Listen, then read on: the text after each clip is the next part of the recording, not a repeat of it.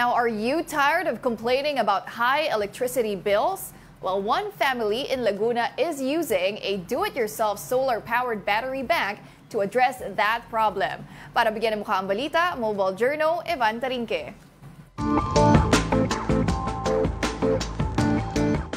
Napakahalaga ng kuryente sa panahon ngayon, lalo na kapag may kalamidad. Kaya naman ang nakilala ko mula sa San Pablo, Laguna, gumawa ng sarili nilang battery bank. Maraming Pilipino ang nananatiling walang akses sa kuryente, lalo na sa mga liblib na lugar.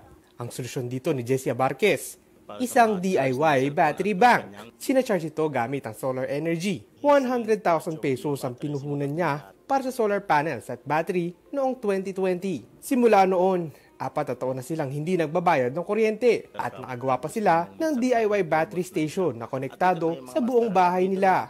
Nagagamit nila ito sa kanilang freezer, TV at iba pang mga gadget. Kailangan yung battery mo ay kayang supplyan yung inyong appliances.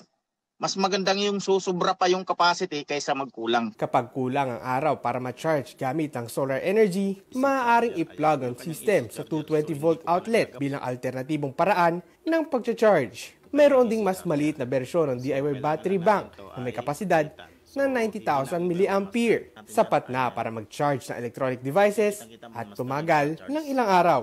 Napakalaking tulong nito sa mga emergency situation kung saan mahalaga ang kuryente. Pwede ka dito mag-charge ng cellphone, ng ilaw, pwede ka magkabit dito ng ilaw, magsaksak. Ayan.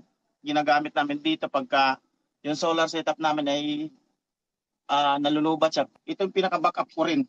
Ang battery na gamit ni Jessie para sa kanyang proyekto ay dose-dose ng batteries na nabibili online. Ngunit paalala niya, hindi basta-basta ang paggawa ng DIY battery banks dahil kuryente ang pinag-uusapan dito. Kailangan kasi lagyan ng mga safety features ang mga ito para maiwasan ang mga aksidente.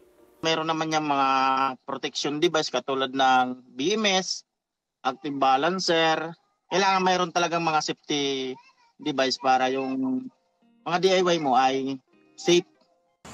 Hindi natin alam kung kailan tatama ang kalamidad.